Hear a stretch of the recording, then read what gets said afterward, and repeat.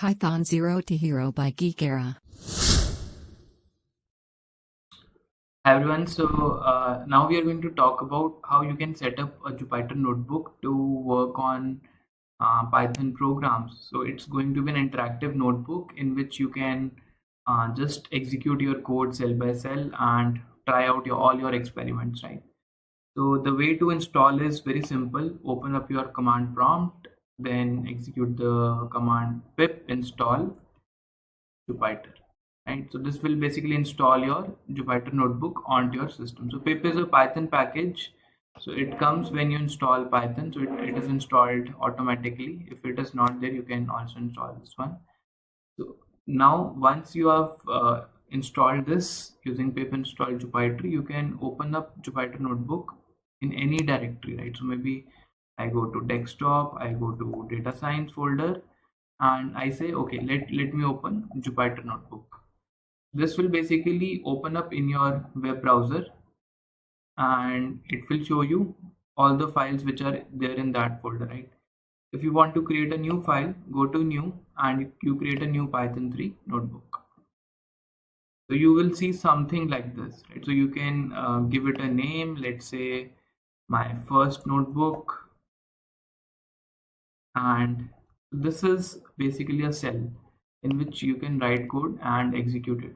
So let's write a simple statement like print hello and let's execute it. So you can click this button run and you see the output. So there is an output. Or you can have multiple statements in a single cell. For example, a equals to 5, b equals to 10, and you can say print, let's say a plus b, and execute it. So another way to execute is using shift enter. So shift enter you press and you get this cell is executed and you get a new cell, right? And there are some shortcuts that you can learn. For example, if you want to move this cell up, so you can use these arrow keys and you can move it down also.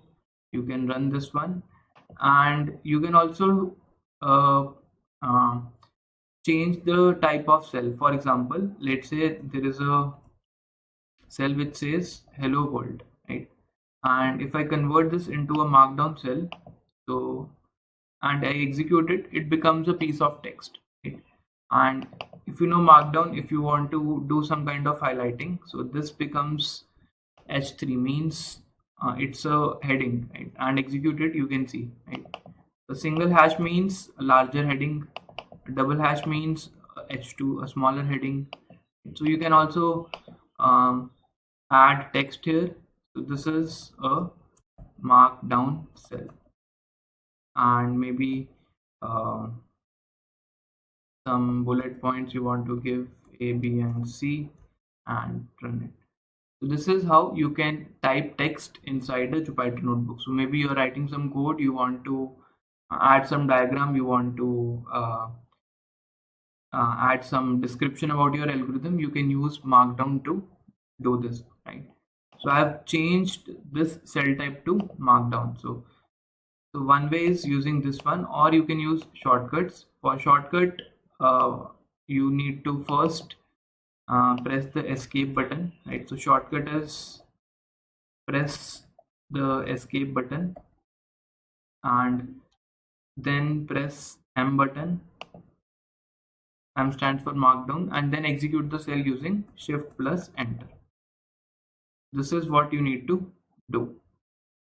And similarly, if you want to convert this into a code cell, for example, let's say print hi. So this is, let me convert this one into a markdown cell first. So I press escape, I press M, and I execute shift enter. So this becomes a text. If I want to convert this back into the code, so what I will do, I will press escape followed by Y stands for code, and I will execute using shift plus enter. So escape Y and shift plus enter. So this basically execute this code. So these are some shortcuts. And if you want to delete a particular cell, for example, if you want to just remove this, so you will first press escape followed by D, two times, right? So escape followed by D two times. This removes your cell. If you want to add a new cell above this cell, so you will first press escape button, then you will press the A button, right? So escape followed by A, right? So add a cell above this cell, okay?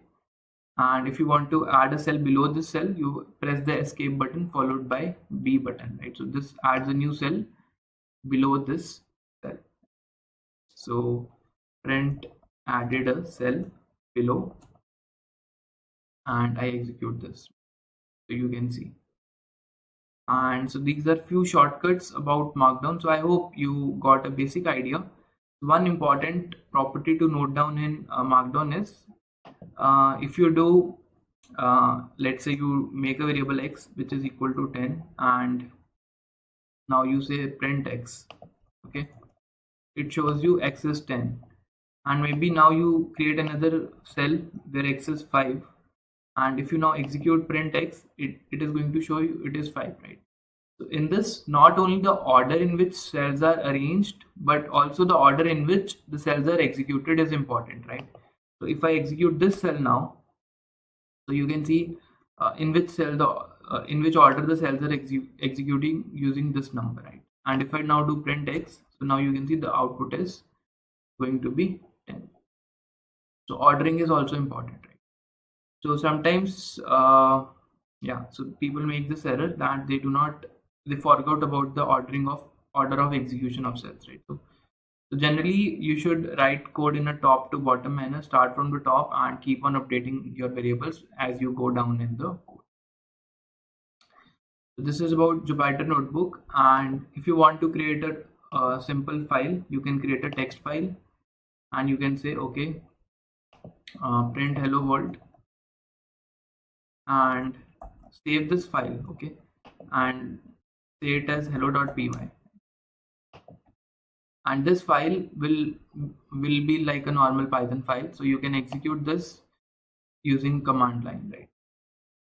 Okay, so this is about Jupyter Notebook. So I hope you got a basic idea. See you guys in the next video.